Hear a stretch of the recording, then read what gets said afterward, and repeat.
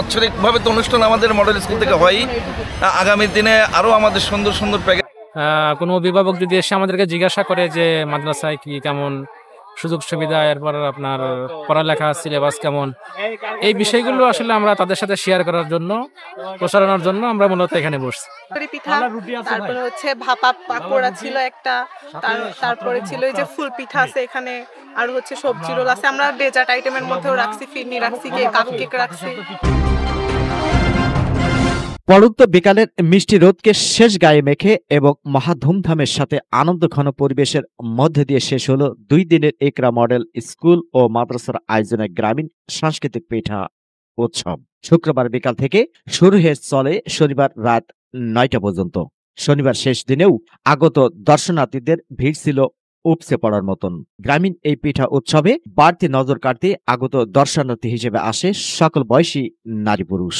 খোলামেলা ও চমৎকার পরিবেশে এমন দৃষ্টিনন্দিত উপভোগ করার মতন পিঠা উৎসব আয়োজন করতে পেরে খুশির কথা তুলে ধরেন আয়োজক কর্তৃপক্ষরা। জি জি, আমাদের বাৎসরিকভাবে তো অনুষ্ঠান আমাদের মডেল স্কুল থেকে হয়। আগামী দিনে আরো আমাদের সুন্দর সুন্দর প্যাকেজ আগে আছে। আমাদের মাথায় চিন্তা চেতনা আছে। আমাদের সম্মানিত পরিচালক যে আছেন এবাদত হোসেন মিলন, উনি সুন্দর মানে তার সুচিন্তিত দ্বারাই সে সুন্দরভাবে পরিবেশ করার জন্য যেটাকে লাগবে সেটা করার জন্য আপনাদের সহযোগিতা নিয়ে এবং প্রশাসনের সহযোগিতা নিয়ে সার্বিকভাবে আমরা বললাম এটা কাজ করার জন্য সবসময় চেষ্টা করি ইনশাআল্লাহ। যে লক্ষ্যটা ছিল যে আমাদের স্যারের একটা প্রতিষ্ঠান মাদ্রাসা, এই মাদ্রাসাকে আমরা সবার সামনে উপস্থাপন করা এবং মাদ্রাসার কি ধরনের পড়াশোনা করা হয় সেই বিষয়টা আমাদের এখানে মাদ্রাসার ব্যানার আছে আপনার সামনে। এই ব্যানারের হচ্ছে আপনার মাদ্রাসার অনেক স্টুডেন্ট আছে, যেখানে আমাদের অনেক কিছু আচার অনুষ্ঠান রীতিনীতি এগুলা শেখানো হয়। আসলে আমাদের এটা তো বইয়ের স্টল না, মূলত হচ্ছে আমাদের এটা মাদ্রাসার অফিস। অর্থাৎ আমরা এখানে যে পরিস্থিতি প্রেগন্যান্সি বসছি, যে এগুলো দিয়ে কোনো অভিভাবক যদি এসে আমাদেরকে জিজ্ঞাসা করে যে মাদ্রাসায় কি কেমন সুযোগ সুবিধা, এরপর আপনার পড়ালেখা সিলেবাস কেমন, এই বিষয়গুলো আসলে আমরা তাদের সাথে শেয়ার করার জন্য, প্রচারণার জন্য আমরা মূলত এখানে বসছি। খুশির কথা তুলে ধরেন আগত দর্শনার্থীরা। আমাদের এখানে অনেক রকম 30টা আইটেম, 30+ আইটেম ছিল, তো সবকিছুই প্রচন্ড বিক্রি হয়েছে আর সবকিছুই শেষ হয়ে গিয়েছিল। আবার আমরা বাসা থেকে আবার তৈরি করা নিয়ে আসছি, এরকম মানে এনেই যাচ্ছিলাম। মানে এত চাহিদা? হ্যাঁ, এত চাহিদা। মানে ওরা কোন পিঠাটা বেশি পছন্দ করছে এর মধ্যে? প্রচুর পিঠাই আমাদের এখানে যে আইটেম ছিল, বলছি না 30+ আইটেম ছিল।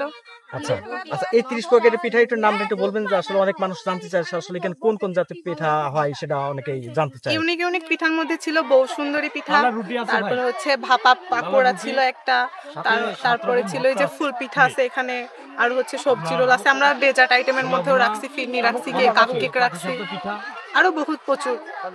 আজকে তো শেষ দিন, জি, আশা কেমন? জি, ইনশাল্লাহ হবে। আমরা মানে এখানে নিজস্ব তো সেজন্য ভালো লাগছে, সবাই চেনা পরিচিত আছে। দেখেছি এখানে এসে আরো ভালো লাগছে, অন্য কোথাও দেখে নতুন নতুন পিঠা আছে, তারপরে চলাফেরা করে সব দিক থেকে ভালো।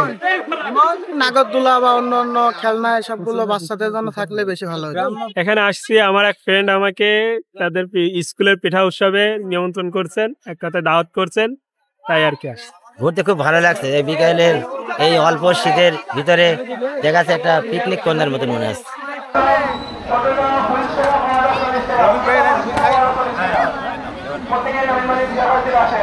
Mohammad Rafiq, RK news 24।